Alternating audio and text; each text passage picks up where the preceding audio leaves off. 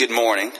Today is a special day in regards to how we continue to focus on combating the COVID-19 virus here in the city of Little Rock, but also ensuring while we're focusing on combating it that we are truly targeting the effects of black and brown communities and unserved communities as it relates to testing.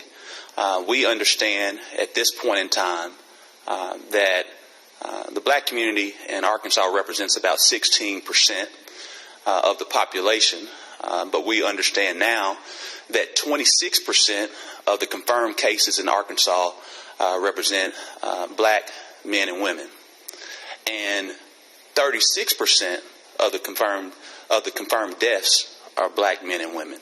And so we are now seeing the healthcare disparities as it relates to black men and women, not only in Little Rock, but in the state of Arkansas. And as well as our brown brothers and sisters, a part of the Latinx community, are not having as much testing as possible due to language barriers and the like. And so we felt the need to increase our testing efforts so far here in the city. We're grateful for the partnership with Walmart, where we're now partnering with Walmart and Quest Technologies to focus on testing at a broader level at the Shackelford Crossing location. But we felt the need to continue understanding the healthcare disparities within black and brown communities and unserved communities in Little Rock, that we needed to be more intentional. And by being more intentional, we're happy now to have a partnership with UMS as they will utilize their mobile site testing. We'll then ask Chancellor Cam Patterson to give more details on the testing, but specifically to the testing efforts within the Latinx community to ensure that all information will be kept confidential as we move forward, and as well as understanding the healthcare disparities within both the black and brown communities, that we have to have greater testing and be more intentional. And this is a first of many steps on how we become more intentional in addressing the healthcare disparities here in our city. Secondly, today we'll be announcing a $500,000 small business forgivable loan program as we leverage the Housing and Urban Development CBDG programming. And so we really want to take time to recognize our federal delegation, being Senators Cotton, Bozeman, and Congressman French Hill, for the yeoman's work they've done in ensuring that we get these type of funds that are related to the CARES Act out quick, fast, and in a hurry, and with the flexibility and creativity to ensure that we can get more dollars out to our small businesses who are being heavily impacted by the COVID-19 virus from an economic development standpoint. So we'll have more from our Director of Housing and Neighborhood Programs, Mr. Kevin Howard, to speak to that. And before we move on, is yet another public-private partnership with mask distribution for many of our unserved and underserved areas in Little Rock that tend to be south of 630. And so we partnered up with Kroger and Edwards Food Giant to be prime locations for mass distribution of masks that we'll discuss a little bit later. And before we go to Chancellor Cam Patterson, I want to give a special shout out to City Directors Joan Adcock, who has been a great leader within the Latinx community in Southwest Little Rock, and really helping to forward this particular project with our office. In addition to that, Vice Mayor Wyrick, who represents Ward 7, Southwest Little Rock, and as well as Director Ken Richardson, who also represents a portion of Southwest Little Rock. And again, this demonstrates the great unity within the City Board of Directors and our administration on how we're all working together to fight against the COVID-19 virus from a healthcare standpoint as well as from an economic standpoint. I'll now ask Chancellor Cam Patterson to give a little bit more details on our mobile testing that'll be very helpful to our Latinx and Black communities.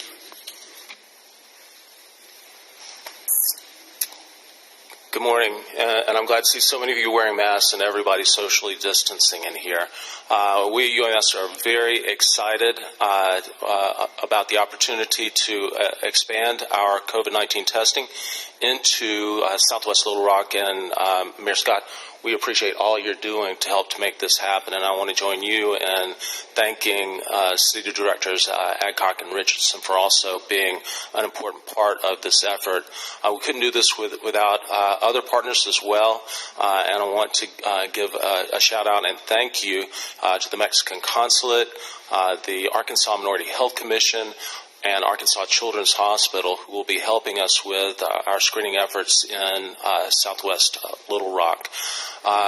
UAMS has, in response to the COVID-19 pandemic, created a mobile triage unit that has gone across the state to provide COVID-19 testing in communities that are poorly served in terms of testing capacity. It's one thing to have the right number of tests available in the state, but if you don't have those tests in the right places, then you're not serving the communities in the way that they need to be served. We've been to Texarkana, we've been to Helena, we've been to Forest City, we've been to Warren yesterday. We are teed up to go to Mountain Home and Forest City again later in this week, with the intention that we are providing access to screening and testing services for people across the state of Arkansas. And I want to commend our chair of the Department of Pathology and Laboratory Medicine, Dr. Jennifer Hunt, for spearheading this effort for us. But it's not simply about the rural individuals in our state who don't have access to testing. We need to think about urban populations that don't have access to testing as well. And that's why we are so thankful to the city leadership for partnering with us to make sure that this is feasible. And this won't be the last time that we continue to look for urban communities in central Arkansas and elsewhere that we can provide better COVID-19 testing and educational services to. And let me emphasize the educational component of this. This is not simply about the hundreds of tests that we've done, the hundreds of individuals who we have told are COVID-19 negative, and those individuals that we've identified as COVID-19 positive and have begun treatment for. This is also about how we educate the communities about ways to prevent transmission, ways to identify the possibility of infection in those communities, and what we can do to make sure that the impact of COVID-19 in the state of Arkansas is as minimal as possible. And I have to commend our state leadership, including Governor Asa Hutchinson, for enacting restrictions that Mayor Scott and others are completely aligned with, that have really prevented the state of Arkansas from suffering with the surge in the way that many of our neighboring states have clearly suffered from disproportionately. So I think we're doing the right thing, but we need to continue to do more. Testing in Southwest Little Rock will be another step in that direction. So again, Mayor Scott, I want to thank you very much for your leadership in making this happen. Thank you so much, Chancellor Patterson. And I also just want to reiterate that this testing will begin Saturday at the Southwest Little Rock Community Center on Baseline Road, I believe from 10 a.m. to 2 p.m. And again, I want to share our gratefulness to City Directors Adcock, Wyrick, and Richardson, who all represent that particular area. And it's good to note that that particular area in our city represents somewhere between 50 to 60,000 individuals, and where most of those are disproportionately affected through the COVID-19 pandemic. And so this is, again, another effort to be very intentional on addressing disparities in a way, and the only way to do this through the partnership with UAMS. So we're very grateful for this partnership with UAMS. Also, before we bring Mr. Kevin Howard, who's the Director of Housing and Neighborhood Programs, to discuss more about our small business forgivable loan program through the CARES Act, and as well as the Housing and Urban Development Agency. I want to also share appreciation to our city manager, Bruce Moore, who spent a lot of time and effort with our Director Howard on how we developed this program to be very intentional on how we help small businesses that have been disproportionately affected by the COVID-19 virus, as well as the gig economy, which is also known to the layman person, our barbershops, our beauty salons, our nail salons, our tattoo parlors, many of our independent contractors who have not been able to have access to the payment protection program, loan program. And so this is a way, again, of our city being intentional in understanding our small business community, which is the lifeblood and backbone of the city of Little Rock's economy. And so this is just one effort of many that we're going to do our best to be intentional and help navigate through these uncharted waters. Mr. Howard.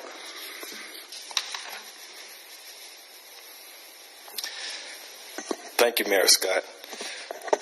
Good morning. Through the CARES Act provided by the Department of Housing and Urban Development, the President signed on March 27th the CARES Act to provide community development block grant funds to be used for economic development under small businesses. The City of Little Rock has created the Small Business Emergency Assistance Program to provide $500,000 to assist small businesses in the City of Little Rock. This would be zero interest loans, forgivable, no payment for 1 year. The businesses can apply up to $5,000 would be given. After 1 year, if jobs are created and retained or restored, the loan will be forgiven. The program also is included for sole proprietors, such as barbers and hairstylists, just as Mayor Scott just stated. The city saw a need to provide supplemental assistance to small businesses. Many are having trouble during this time of the COVID-19 pandemic. Applications will be on the website, the City of Little Rock's website, under COVID-19 on March the 4th. Right now, you could go to the City of Little Rock's website and receive the information on the information sheet on Small Business Emergency Assistance Program. I definitely want to thank the mayor for his support and the city manager, and also the mayor's staff and their support and helping, in the city attorneys and IT division and the community development division staff for doing all the hard work and putting this program together. If you have any questions, please let us know. You can contact the Department of Housing and Neighborhood Programs at 501-371-6825. Thank you. May the 4th, I'm sorry. And we can speak to this more later when we get to some of the questions, but there also is going to be some availability for our homeless shelters within this $500,000. I don't have all those details right now, but Mr. Howard will be able to answer those. Again, for the amount of dollars that will be helpful to the homeless shelters, part of this program, and that's a finite amount of dollars, they can be emailed to lrcares at littlerock.gov. I believe it's littlerockcares at littlerock.gov. I'll get it later. Secondly, as we come to a close, I want to speak to our mask distribution again in an effort. I think we all understand everyone may not be able to purchase a mask or have access to a mask. And again, in our efforts to be intentional to many of our unserved and underserved communities here in Little Rock that are representing a disproportionate effect of the COVID-19 virus, we have to be more intentional to protect our residents here in our city. And so we are happy to announce as well a partnership with Kroger and Edwards Food Giant that will take place at the Colonel Glenn and Asher locations for Kroger and the Main Street location for Edwards Food Giant to ensure that we are being accessible and intentional to provide masks through the purchasing of those masks during this period of time. And so we're very grateful for that public-private partnership with those two organizations. And again, I'm grateful for the testing with Walmart that we're doing on Shackelford Crossing, as well as the testing that we're doing with UAMS. It shows a great effort of everyone, all hands on deck, as it relates to how do we fight and battle this virus and come out of it, because we will come out of it, and we are looking forward to brighter days as we reset, restore, and rebuild the rock. Open the floor for any questions. Do you have a number of how many masks were distributed and the dollar amount that's coming out of this? The number of masks is going to be 10,000 masks. The dollar amount, I do not know that. Do you know that, Mr. Moore? We're still calculating at this point, but it'll be 10,000 masks that we'll purchase. Do you know where that money will come Many of that money will come from our city coffers that we will eventually receive FEMA reimbursement for.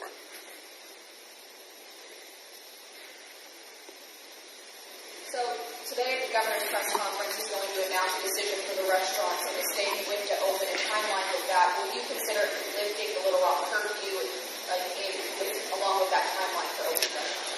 We reassess the Little Rock curfew every 2 weeks, and at that point in time, we'll reassess again. It is likely that we will lift the curfew at a certain time point and scale back to kind of appropriately align with the restaurant community if that's the decision that the governor makes. But we will not alleviate the curfew, but we probably will scale back. When will the masks start to be distributed?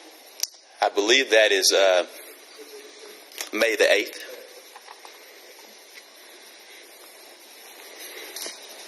Next question. Rachel? I can't hear you, Rachel.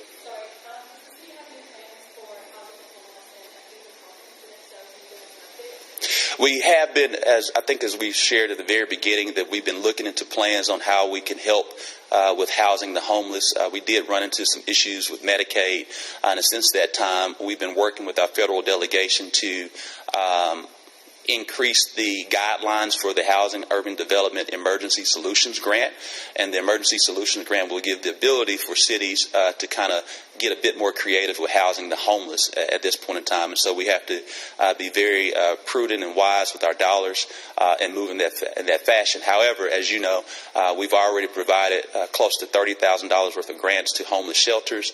And in addition to these funds that we're utilizing for the CBDG, we'll provide some other assistance. So we're going to always do whatever we can to help our unsheltered homeless brothers and sisters here in the city of Little Rock.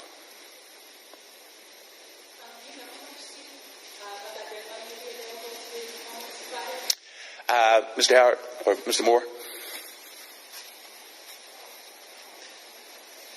This morning, we had a conversation internally regarding this subject, and one of the things we know is a top priority is additional emergency beds for the homeless. So what we are going to look at later this week is identifying some additional dollars through our HUD allocation that would fund existing nonprofits to provide those type of facilities and beds. Next question. Seeing none, thank you so much. I do appreciate you.